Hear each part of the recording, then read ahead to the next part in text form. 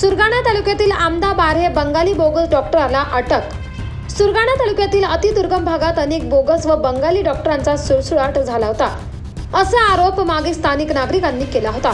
परंतु शासनाने वेळीच दखल न घेतल्याने आणखीच बोगस डॉक्टरांचे खेड्यापाड्यात धातूर मातूर पडक्या खोलीत किंवा एक धोटीस रूम घेऊन उपचार करत होते। याबाबत तालुका आरोग्य अधिकारी डॉक्टर दिलीप रणवीर यांच्या फिर्यादीवरून पोलीस ठाण्यात गुन्हा दाखल करण्यात आला होता। आमदा बारे फाट्यावर वैद्यकीय पदवी नसताना रुग्णांवर उपचार करताना एका बंगाली बोगस डॉक्टरला अटक करण्यात आली। सुरगाणा तालुक्यातील आमदा बारे या अतिदुर्गम भागामध्ये वैद्यकीय कायद्याने ज्ञान नसतानाही आदिवासी बांधवांवर ॲलोपॅथी उपचार करण्याच्या नावाखाली लुबाडणूक केली जात होती। याची वैद्यकीय अधिकाऱ्यांनी वेळीच दखल घेऊन पोलीस कर्मचाऱ्यांसह तपास केला असता दीपक जोटीन ओझा वय 48 वर्ष या बोगस व तोता डॉक्टरला ताब्यात घेण्यात आले। त्यांच्याकडून 11,500ची औषधे ही जप्त करण्यात आली।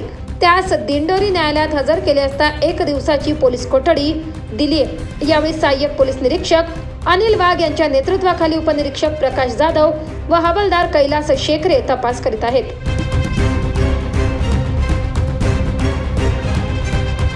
24 लाईव्ह महाराष्ट्र न्यूजसाठी गणेश धुळे, बोरगाव।